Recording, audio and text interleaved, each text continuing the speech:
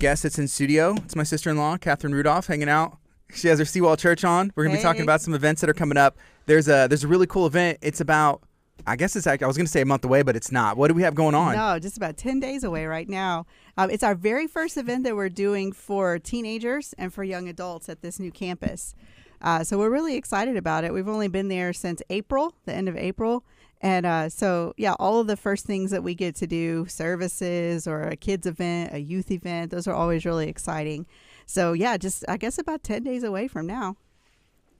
What's going to be planned? I remember being that age, and I grew up in this church at Abundant Life, and there was the youth conferences. We'd go to camps. There was a bunch of different things, and it was always an expectation and a fun experience. What do y'all have planned specifically for this event? Yeah, so this one is a little bit different. Because we're right on the beach, right? So we've never done anything like that in Galveston before. So we've got a couple of services that'll go on. It's a Thursday and Friday. So Thursday night, Friday morning, Friday night are the service times. And then since the beach is right there, that's what we're doing on Friday during the day, just letting people hang out. They can attempt surfing. I don't know how good the surf will be in Galveston. It's kind of hit or miss. Volleyball on the beach. We talked about doing a sandcastle contest, see who can build the best one. Those are always fun to see what kind of skills you got there and if you can survive somebody else knocking it over, right? And just really hanging out and building relationship with the young people that are there on the island and those that are coming from the other campuses too. Are y'all going to play beach volleyball? Maybe a tournament or some games at least? Yeah, definitely. You're pretty competitive, right? You like volleyball? I am very competitive. Are the youth very competitive? I think it depends on which teenager you talk to, but I haven't met many teenagers that don't like a little bit of competition. Right, yeah.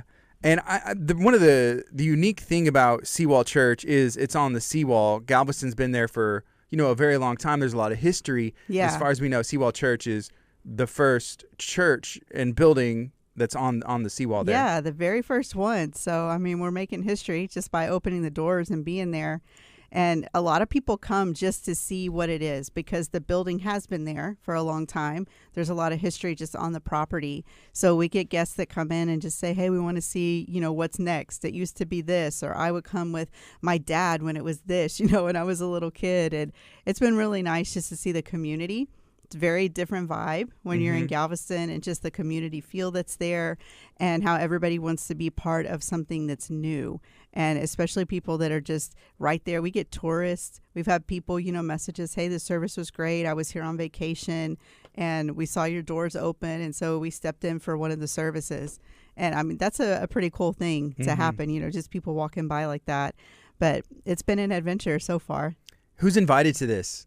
So this is teenagers, so starting at age 12 and going up. And we said young adults. So what do you classify as a young adult? I don't know. I don't know either. I was talking about that with Logan before. Right. I told him what we were going to talk about, and he was like, okay, so teenagers and young adults. So it was like 13-year-old and like 30-ish? Like who's considered a young adult? In your 20s, I would say. Right. Yeah. 29.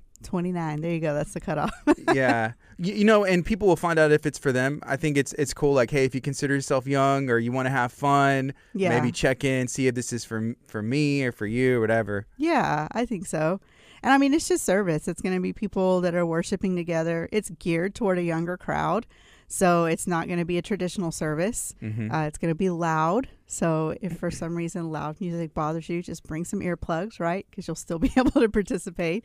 But definitely geared at that age group and just a whole lot of energy in the nights. Yeah, and that'll be a really fun time, a bonding experience for them, right before school starts. Definitely. Either college or, going back to junior high or high school. Yeah, that's the hope, is to kind of bookend your summer with something good. Because if you're an athlete, most of those people are going to be starting, into their two-a-days and stuff in the first part of August, and then kicking off what you're going to be doing in your school year, starting off in the fall.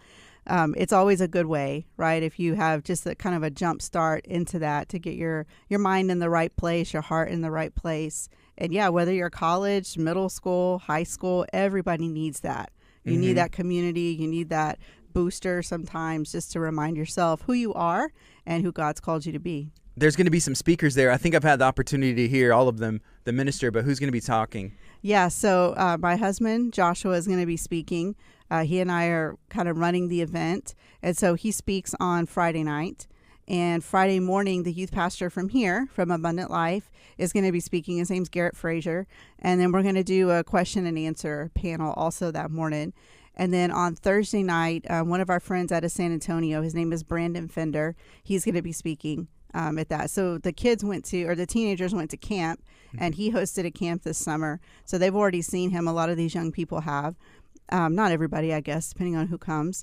But he's a very dynamic speaker for sure. So he's going to start it off for us on Thursday night. What's the question and answer time? What is that going to be geared towards something or just open? So we're looking at things that are like hot topic issues right now. Questions that people have, things that push people's buttons, and how do you respond? Because there's so much.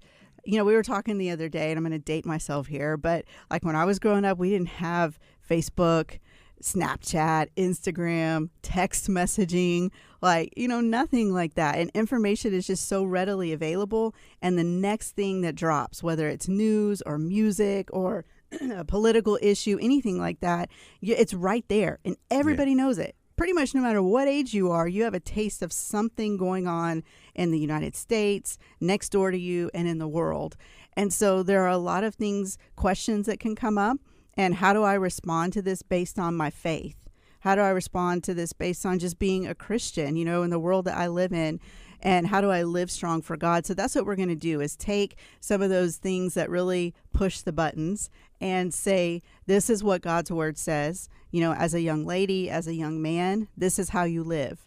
This is how you live in the world today. This is how you're, politically correct, but you don't compromise your faith either. And so those kind of things. That makes sense. Yeah. Yeah. Everybody's plugged in. I was just talking to Dr. Chapa a little bit ago, and you almost have to be intentional about unplugging because we do have information. Yep. And I can't imagine being a young person and constantly bombarded with information. Everything's, grabbing for your attention, and it's just you can really, get engulfed in it, or like this is real life, but it really isn't. Yeah. Even our kids, we see that, when they have their little iPads, but you have to tell them, stop. And it takes a second to get their attention sometimes because they can get so zoned in. And even as, adults, I think that we have to balance and manage what that is. So, topics like that, that's a great one right there, to discuss. But then what I'm finding in those moments when I am engaged in something on social media or online that I'm researching, and just how I manage that, how I filter that through my own life. Pastor Hallam will sometimes do a question and answer on evening services as there's time and he feels, led to do it. And it's always interesting to see people's questions. Right. Have you ever had a question that you keep in your back pocket or something that you want to know, or like, hey, give me clarification on this, or sometimes because I hear people's questions and I'm like, that's an interesting question. Right. Yeah. I don't want to say dumb.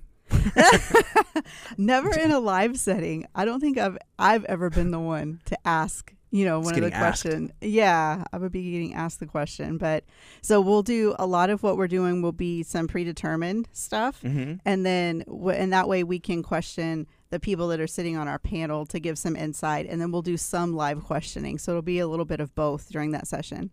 Okay. Yeah. That's fun. So if you got a question, let us know, because I may write one down. Tune in on the live stream if it is live streaming.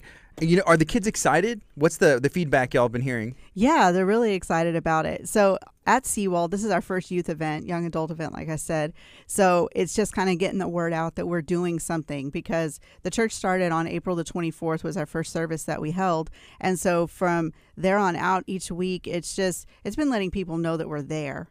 First of all, holding services, trying to build relationship with people, and start off, small with some things that are manageable for us so that we can grow the right kind of way.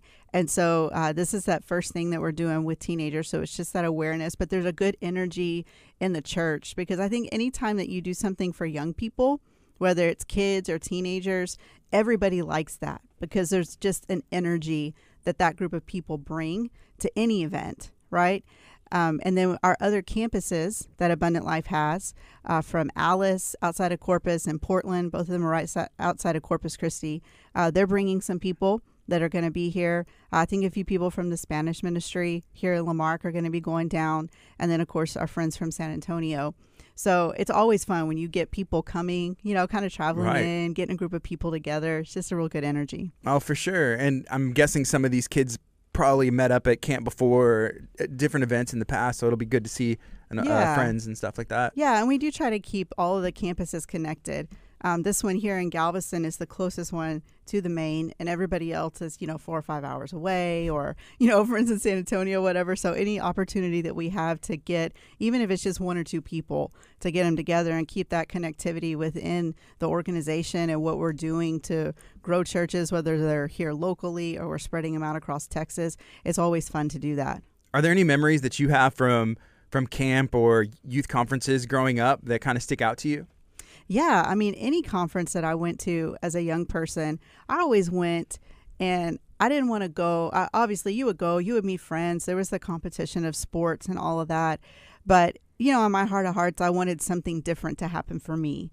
And so that was always my prayer going into it was, God, show me something. If it's one time that you speak to me, if it's one little piece of something that I get out of the many messages, right? Because you kind of get just bombarded with stuff whenever you go to these.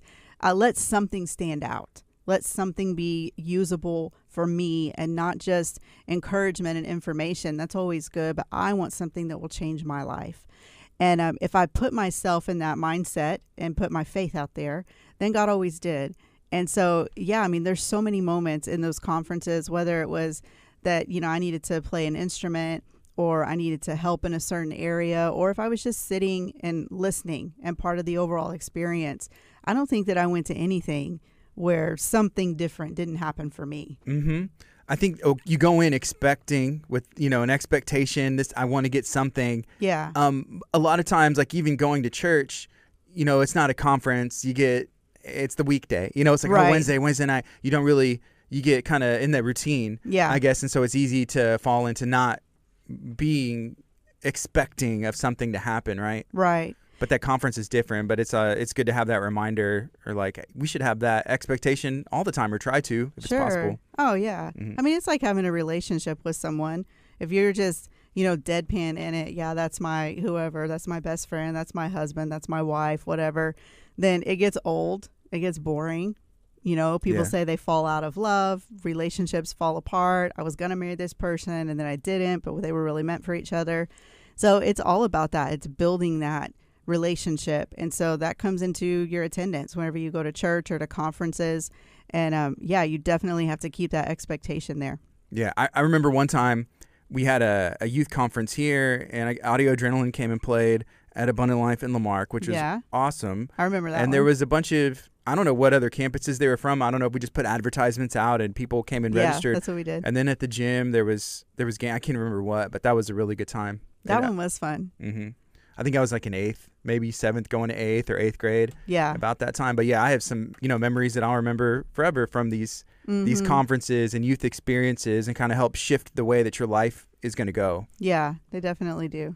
Pastor Steve Hage was speaking on Sunday, and one thing he brought up when he was talking about it, there was a lot of young people there. Mm-hmm. Like even in Sunday morning, a bunch of youth kind of answered that altar call, and I think they are expecting something. And there was some youth that I didn't even recognize before, so I hope that they have a chance to go to the conference and at least get plugged in. They may be in the youth program here or somewhere else already, and I'm just not aware.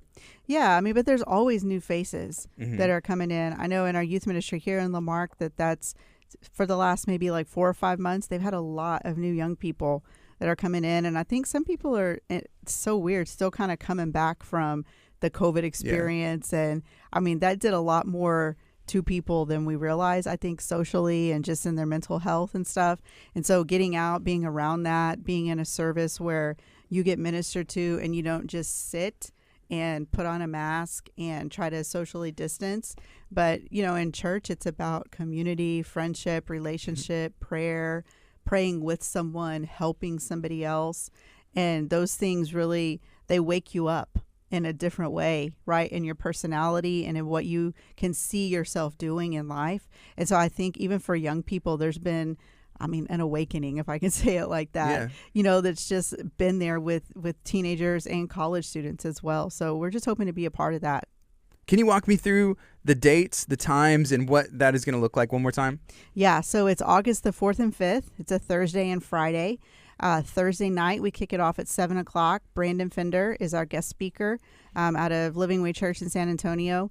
And then Friday morning at 10, we have another session. Garrett Frazier, the youth pastor here from Lamarck, will be speaking, and then we'll have our Q&A panel. And then in the afternoon, it's just free time in Galveston, beach, volleyball, whatever it is that you want to do, just kind of there on the island. And then at 7 o'clock on Friday night, Joshua Rudolph, who's the lead pastor at Seawall Church, will be speaking.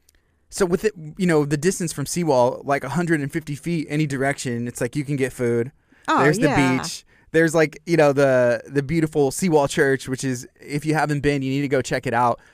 Even look online or Facebook and give it a thumbs up, give it a like, and you can kind of see what it looks like, and then go experience the building yourself. But it's really nice. There's nothing quite like it, that I know about in Galveston. Definitely not. Mm-hmm. No, big LED wall on the stage. It's got a balcony inside, so you can kind of have the deck experience, get the bird's eye view of the building, or be down on the floor. And but yeah, I mean, within walking distance, you can get anything. Fast food, ice cream. We're going to have a food truck that's called, I can tell you, I think it's called Tasty Treats. They just confirmed with us the other night. Oh, in Texas City? Or they're based out of Texas City? Well, maybe. There's the Tasty Treats and Eats, right? Yeah. Is that the one? So it was something like that that's going to be there. And they Tasty Treats and Meats. And they just sell like hamburgers. Hot dogs, sausage on a stick. Yeah. Let's see. I have so many pictures in my phone. Am I the only one like that? No, me too. Yeah, Tasty Treats Desserts. Oh, okay. Uh-huh. Even better. Even better. And it looks like, can you see? Oh, yeah. I mean, how do you go wrong with that? Can I see? Yeah. I'll show you. If you're watching on social media, you'll be able to see this. If not, you can go back and watch this on KHEA Radio's Facebook.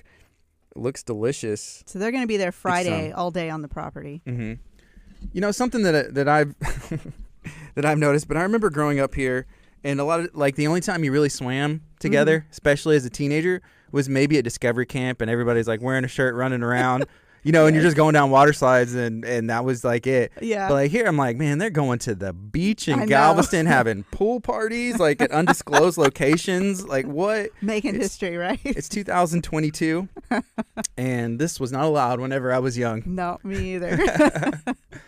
Awesome. Catherine, is there anything else that you'd like to share? If someone wants to find out more information, do they need to register? And how can they do that? Yeah, so it's free to attend. No registration needed.